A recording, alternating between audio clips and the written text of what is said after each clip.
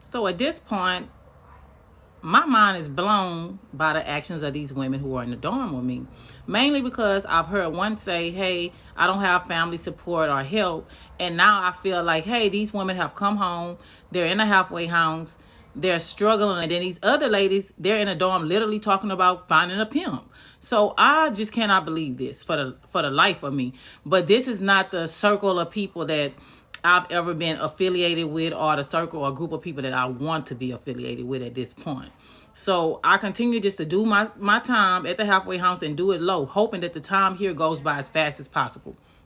So while I'm here at this halfway house, I continue to be called out every day to go and help clean or whatever. And so I could take these hygiene passes and whatever and go out and go to the store, get the things I need or whatever. But instead, I'm busy trying to get the place that I'm going to in order to receive me, because I'm ready to leave this place as soon as possible.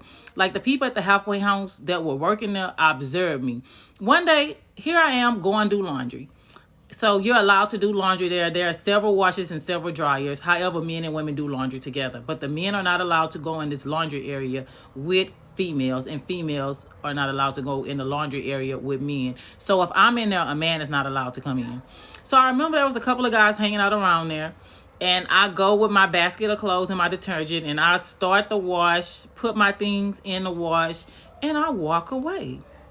So I put my timer on, I come back, check my stuff in like 45 minutes, it's done, it's ready to go in the dryer.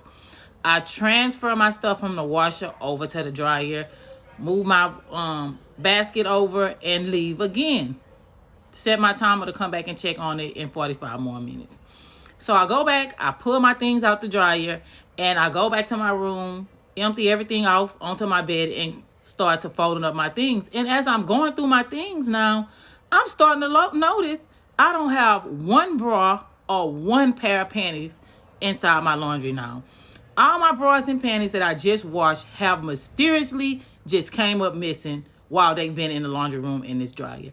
And it's the same character of guys just hanging around smiling when I go back over there, because I'm trying to make sure, hey, did I leave something inside of here? And they like, what you looking for? So immediately I'm telling my bunkie from FMC Cars, well, hey, all my panties and bras are missing. And she's like, word, Bush, are you serious? And I'm like, hell yeah. I call my family and I'm letting them know. And they're like, who do we need to call down there and talk to? I'm like, girl, they're not going to care about my bras and panties missing. And so they're like, okay, well, ask them if we can come up there and bring you some more stuff. Tomorrow we'll get some stuff and bring it to you. And I'm like, yes, I'm going to tell them what happened. And so I'm telling the guard that I'm nice with it. Hey, someone went in my laundry and stole all my bras and panties. She's like, what? I was like, yes. She was like, girl, just be careful around here. And so I was like, okay. And so that night, I remember I go back to my room. I'm chilling and I'm keeping my family ahead of everything because it's nearing my 2-week mark now here at the halfway house. I've started to take part in First Step Act credits because I'm still considered BOP custody because I have not got to my official home confinement date, which is now 4 weeks away. And so I'm basically programming at this point, cleaning up every day. The officers are asking me to come back and do this and that and, making small talk with me. And so I'm in admin with these officers or whatnot. And I remember 2 weeks to the date that I arrived at the halfway house. An officer walked up to me and said, Miss Bush, do you have a approved address yet? And I was like, yeah, my address been approved like a year ago while I was in BOP custody. She said, okay, do you have a phone installed at your address? And so I was like, yes, ma'am, the phone already is installed. I had it installed like a week ago. And she was like, okay, you got the number? Could you come to my office in like an hour? And so I go to her office. She had me log in on my phone, show her the information for this phone, which was a Magic Jack. So everybody was saying, get a Magic Jack if you're going on home confinement. So that's what I ended up getting. And I subscribed to a whole year for, I think, like $30 or $40.